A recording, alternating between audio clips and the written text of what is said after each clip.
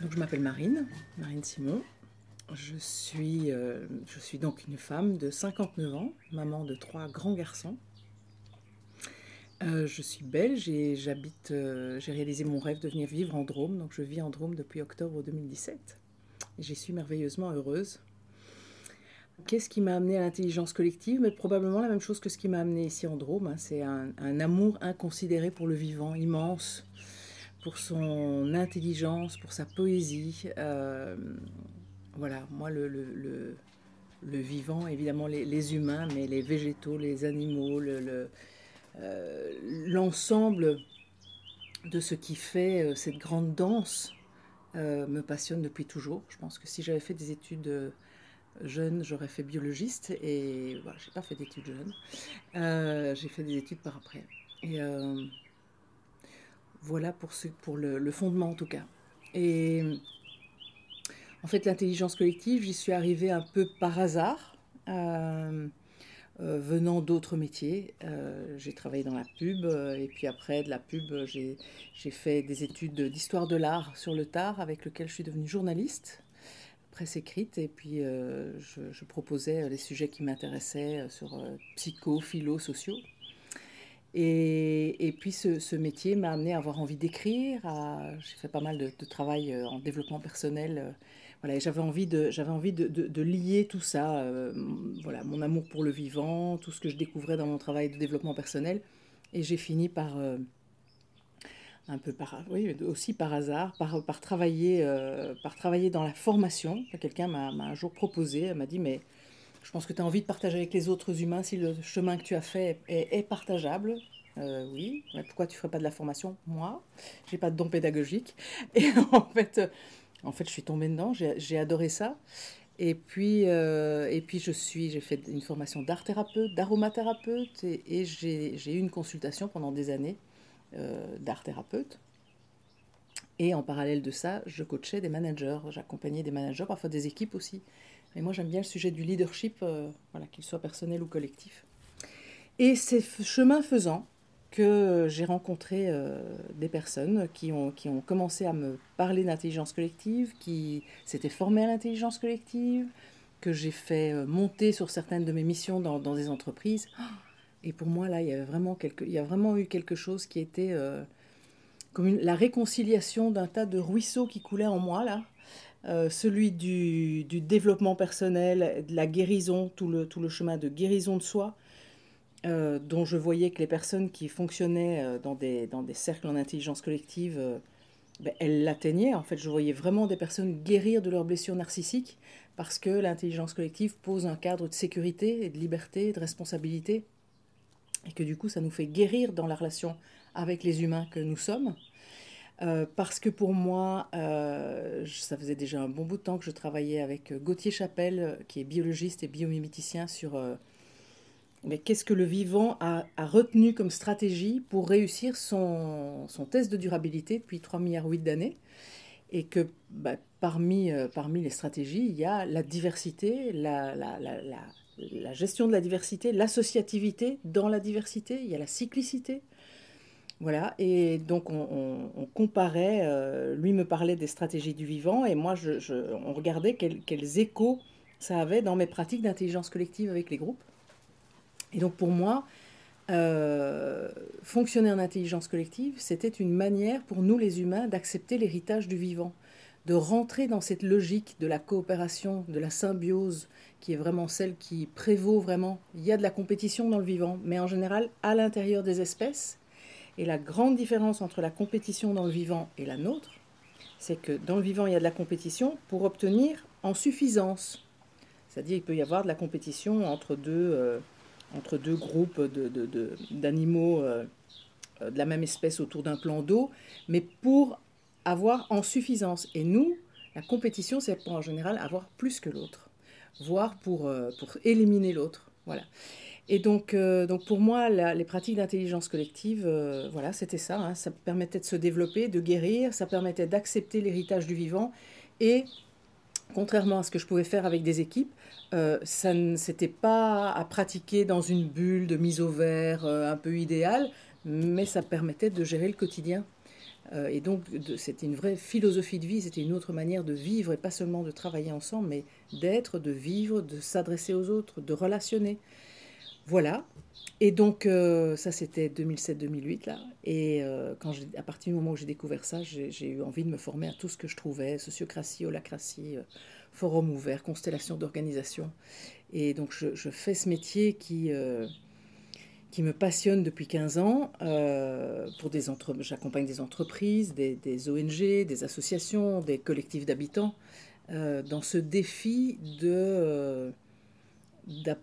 oui, de développer nos capacités de coopération en conscience et de voir à quel point elles nous emmènent plus loin. Hein, c'est vraiment, finalement, cet adage qui dit si tu veux aller vite, va seul, si tu veux aller loin, va ensemble.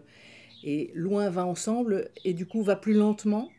Hein, il y a une certaine lenteur, mais pour arriver à des niveaux d'innovation, des niveaux de créativité plus hauts. Donc pour moi, je dis toujours que l'intelligence collective, ça permet d'aller vite, lentement. C'est-à-dire que ça prend un peu plus de temps, mais ça fait passer des caps, ça fait sauter des niveaux au collectif qui font que on fait bouger les murs, on peut repousser des choses que l'on pensait, dont on pensait qu'elles étaient impossibles. On peut vraiment y arriver en collectif grâce à ces pratiques. Voilà ce que je dirais. Et puis sur mon parcours, il y a aussi, à la fois un peu anciennement, mais aussi et aussi un peu récemment, et dans la foulée, cette passion pour la permaculture, cette philosophie de vie créée par, on le sait, sur Permaculture, Holmgren et Mollison, qui se sont inspirés du vivant et des peuples racines, qui sont aussi ma grande passion. Voilà, ces peuples qui ne se sont jamais, eux, séparés de la logique du vivant, qui sont vraiment restés très très en contact, qui ne se situent pas en haut de l'échelle, qui voient l'espèce humaine comme une espèce parmi les autres, et qui sont restés dans cette perception fine que les choses sont circulaires, cycliques, associatives, et qu'en tant qu'humain, on est appelé à être gardien de ça. Voilà. Et pour eux, jusqu'à la 7e génération, donc ce qui est vraiment l'inverse de notre propre culture qui, de génération en génération, détruit un peu plus. Pour moi, dès qu'on met en place des pratiques d'intelligence collective, on mobilise au moins 3 principes de la permaculture qui sont intégrer au lieu de ségréguer, parce que c'est vraiment la base de l'intelligence collective, c'est inclure toutes les personnes qui sont là, avec tous leurs ressentis, avec leur histoire, avec leurs difficultés. C'est de vraiment chercher à inclure tout le temps. C'est le deuxième principe que l'on mobilise, c'est se servir de la diversité et la valoriser. Parce que vraiment, on va plutôt aller chercher de la diversité d'ailleurs pour plus un collectif, dans mon expérience, plus un collectif est diversifié, plus les profils des personnes qui en font partie est diversifié, et plus la coopération fonctionne, et plus l'intelligence collective est riche. Plus on est dans l'entre-soi, partageant exactement les mêmes idées, voilà, c'est confortable, mais en fait, ça n'amène pas de la richesse. Donc voilà, deuxième principe. Et le troisième, c'est se servir des ressources et services renouvelables, parce que ce sont les ressources qui sont là, les personnes qui sont là avec leurs ressources émotionnelles, de savoir, de savoir-faire. Et pour moi, ce principe parle aussi beaucoup du local. Et pour moi, il y a vraiment un saut de paradigme là, c'est qu'on sort de la culture de l'expert. On est quand même dans une culture où on a tendance à aller chercher l'expert. C'est l'expert qui a la réponse, il sait mieux que nous. Et pour moi, les pratiques d'intelligence collective, elles invitent à se servir des intelligences qui sont là, et elles appliquent un des principes du forum ouvert qui sont que les personnes présentes sont les bonnes pour trouver des solutions à leurs problématiques. Voilà. L'expert peut toujours être sollicité, écouté, pour inspirer, mais la réponse d'un collectif, elle est dans le collectif en fait. La bonne réponse du collectif, elle est dans le collectif. Sa réponse à lui, pas une réponse dans l'absolu. Voilà, donc ça c'est les 3 premiers principes qui sont mobilisés d'office. Et puis on va évidemment utiliser tous les autres qui sont observer et interagir, puisqu'on va quand même beaucoup observer. observer dans le fait d'interroger les personnes, d'écouter ce que chacun a à dire, d'écouter les énergies, est-ce qu'il y a de l'énergie ici, est-ce qu'il n'y en a pas. On va être dans ce travail-là et on va interagir, c'est-à-dire entrer en relation avec ce qui est vivant là, pas avec quelque chose que l'on imposerait. Donc on est vraiment, si je compare la permaculture qui va choisir de nourrir le sol de nutriments que le sol est capable de digérer, donc voilà, des tontes, du compost et autres, que tous ces petits êtres qui grouillent dans le sol sont capables de digérer et de transformer en humus. Ça, c'est le postulat de la permaculture. En agriculture conventionnelle, on va prendre n'importe quel terrain, on va venir avec des engins, on va retourner le sol, on va arracher tout ce qui est là, et puis on va mettre des phytos qui vont protéger les plantes, mais qui vont tuer le sol. Mais comme le prérequis, c'est que le sol est une matière inerte et sans intelligence, on n'a pas l'impression de tuer quoi que ce soit. Voilà. Et bien, dans les collectifs, on va faire la même chose qu'en permaculture. On va beaucoup, beaucoup soigner le sol du collectif, les interrelations.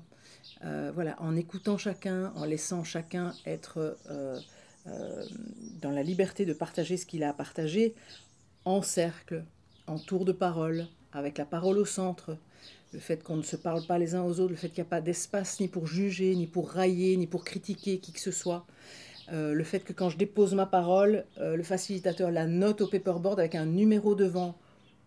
Au bout de 3 tours, on ne sait plus si la 1 c'est mon idée ou si c'est l'idée de quelqu'un d'autre en fait. Donc il n'y a pas de place pour confondre les idées et les personnes.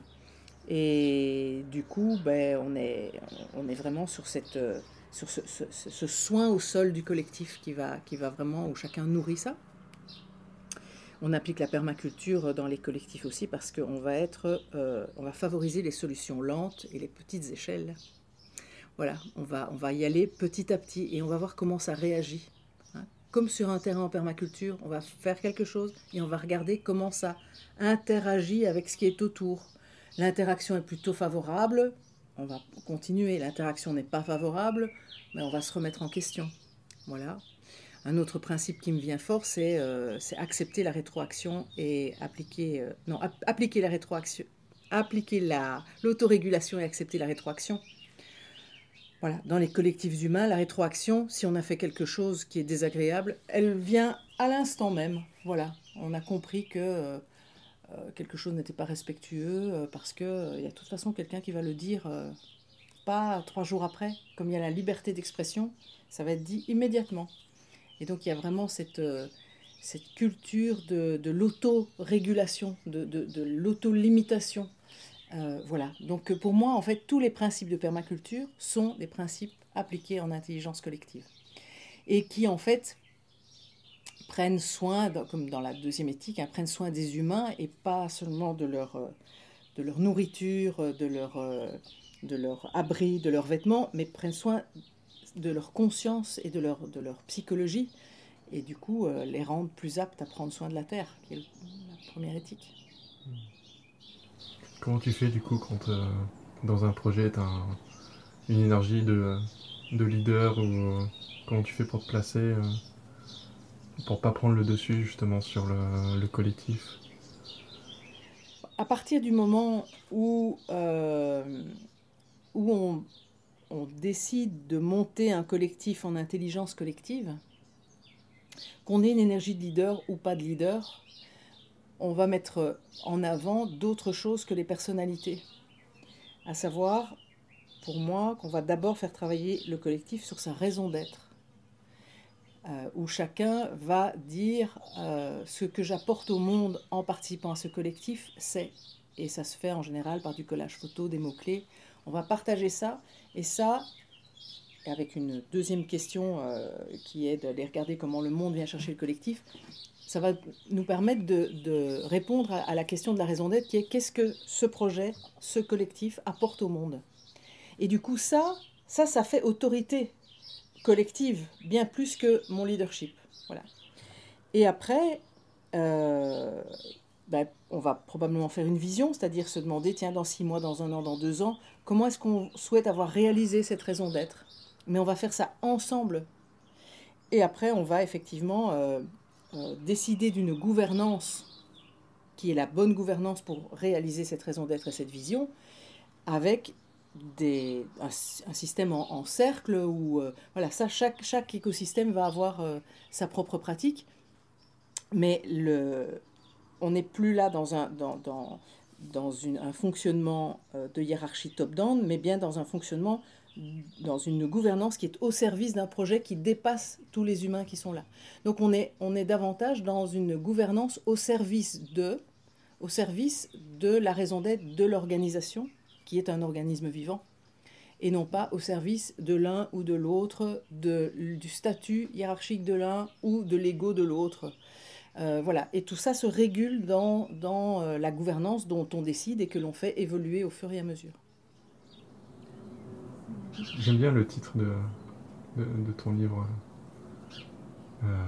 Tout tourne rond sur cette terre. Nous sommes les seuls à l'ignorer. En fait, le premier titre auquel j'avais pensé, c'était Nous allons droit dans le mur parce que nous oublions de tourner. Et puis en fait, le Covid est arrivé et je me suis dit que je ne pouvais pas garder ce titre parce qu'on avait été tourné. Pour aller vers quoi? Je n'en sais rien, mais on s'était pris un grand coup de... Voilà. Et finalement, ce que je voulais partager dans ce livre, c'est que nous, on vit dans une culture cloisonnée qui est héritière de ce postulat des sciences à la Renaissance qui dit comprendre le tout par l'observation des parties. Et donc bien séparer les choses les unes des autres dans les encyclopédies, les pétales d'un côté, les feuilles de l'autre. Voilà. Et à l'époque, j'avais fait une formation avec un formateur du Goetheanum en Suisse qui avait été chercher dans le jardin une plante sauvage là, qui s'était particulièrement développée sur un côté. Puis il nous la tenait comme ça, il l'avait déterrée avec ses racines, hein, il nous la tenait en main et puis il nous disait à votre avis, est-ce que cette plante est vivante? Puis moi j'ai vu qu'elle avait ses racines, donc j'ai dit oui, parce qu'il suffisait de la remettre dans le sol. Et puis il a dit bah non, parce que quand je vous la montre là comme ça seule, bah, vous ne savez rien, vous ne comprenez rien de la course du soleil, vous ne savez pas pourquoi cette plante, qu'est-ce qu'il y avait à côté d'elle qui a fait qu'elle ne s'est pas développée sur le côté droit, qu'est-ce qui a fait qu'elle s'est développée à cet endroit-là du jardin, quelles étaient ses voisines, quelle était la nature du sol, quelle était la nature de la microbiologie du sol qui a fait qu'elle s'est développée là et pas à un autre endroit du jardin. En fait, aucun être vivant, n'est vivant tout seul, en fait. Le vivant fait partie d'un ensemble. Voilà. Et donc, nous, on a une culture linéaire.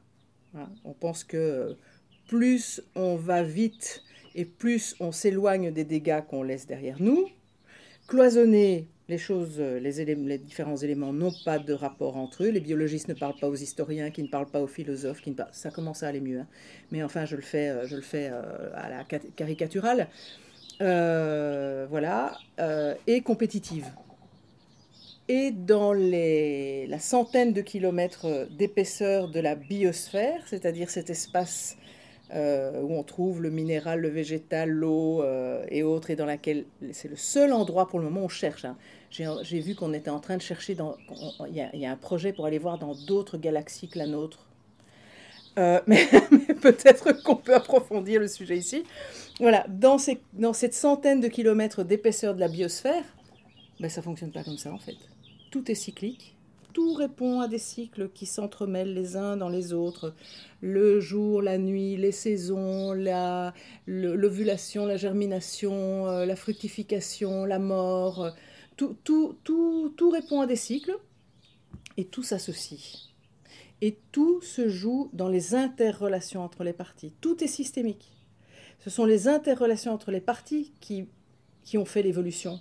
C'est parce que certains organismes se sont frottés, ont été en relation les uns avec les autres, que la vie est sortie de l'eau et que de l'eau, des végétaux, les animaux, enfin que tout s'est développé. Et dans notre corps aussi, en fait.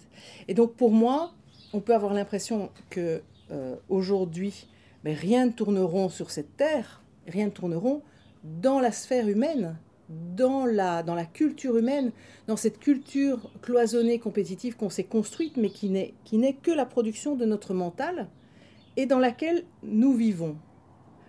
Voilà, on vit dans un rêve, dans quelque chose qui n'existe que dans notre conception. Évidemment que dans cette conception linéaire, on ne comprend rien aux boucles de feedback qu'on se prend. Les boucles de feedback du climat, les boucles de feedback de la perte de biodiversité, du fait qu'on détruit des milieux naturels et que du coup les microbes, les virus qui tournent dans le milieu animal commencent à arriver chez nous, dans les flux de migrants qui arrivent dans des pays où on a semé que voilà, du désastre. On ne comprend rien ces boucles de feedback. On les prend pour des erreurs de l'histoire. Parce qu'on a une culture qui ne comprend rien au cycle. Vraiment, et aux interrelations entre les différentes parties. Et donc c'est ça que j'ai voulu exprimer. C'est que ici sur cette terre, tout tourne rond, tout répond à cette valse, à cette association et à ces interrelations. Et que si, à mon avis, si on ne se réinscrit pas là-dedans, bah, la Terre va bien se débrouiller sans nous dans quelques dizaines d'années, siècles. Voilà. En fait, on est pour moi une espèce profondément inadaptée. On n'est pas adapté au milieu naturel. Ce petit Covid est bien mieux adapté que nous. Du coup, qu'est-ce que tu as pu en tirer Parce que là, tu as fait pas mal de rencontres avec ce livre. Ouais. Qu'est-ce que vous avez pu en tirer? Est-ce qu'il a été créé en intelligence collective ou Alors, celui-ci pas totalement en intelligence collective. Le précédent, oui, sur l'intelligence collective, on l'avait coécrit à 7 en intelligence collective. Ici, ce sont des contributeurs que j'ai rencontrés séparément. Et j'ai choisi de le faire comme ça parce que je voulais traverser avec les principes du vivant, la manière de fonctionner des peuples racines qui sont restés dans cette logique cyclique, circulaire et associative avec le visible et l'invisible. Et avec la permaculture, je voulais tirer ce fil à travers l'éducation, le potager évidemment, l'éducation, le travail sur soi, l'intelligence collective, la gouvernance participative, l'économie, la politique. Mais je voulais pouvoir faire des rebonds. Voilà, je voulais montrer que tout ça était relié. Donc c'est pour ça que c'est moi qui tiens la plume cette fois-ci.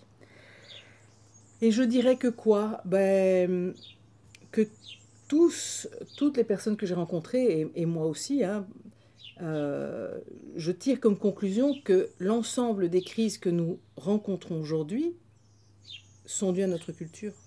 C'est en fait une crise culturelle profonde dans laquelle on est. Et que si on peut se renourrir à la culture du vivant, si on peut aller retrouver le sens des stratégies retenues par le vivant, et si on peut recommencer à se les appliquer pour l'ensemble de nos activités humaines sur cette terre, on a peut-être bien une chance de poursuivre l'aventure avec le vivant. Voilà. Et que pour moi, il s'agit bien avant un défi technologique de pensée de machin, pour moi c'est un défi d'amour en fait. C'est d'oser voir que l'espèce humaine, comme toutes les autres espèces, elles sont dans un plan d'amour ici sur cette terre. Moi je ne connais pas de mère aussi profondément aimante, nourrissante, porteuse que la terre. Indéfectiblement, hein. Premier jour de notre naissance au dernier, elle nous porte, elle nous nourrit, elle nous soigne, elle nous fournit de quoi nous habiller, nous abriter, sans nous faire aucun reproche. Et je ne connais pas de père plus éclairant et plus réchauffant que le soleil. Et je ne connais pas non plus de fécondité plus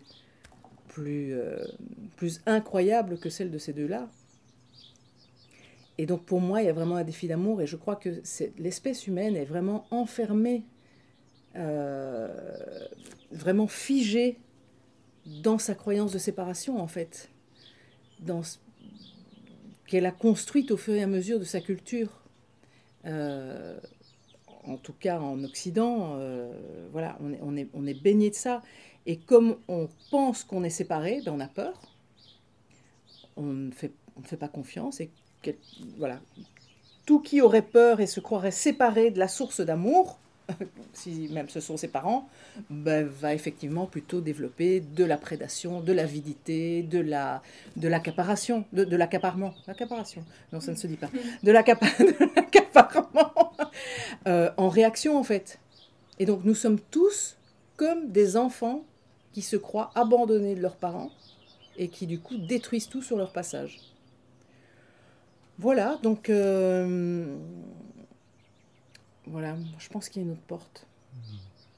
Ça me fait penser au mot de Baptiste Morisot avec la crise de la sensibilité qu'on traverse. Voilà, complètement. On a vraiment tué ça. Et c'est hallucinant.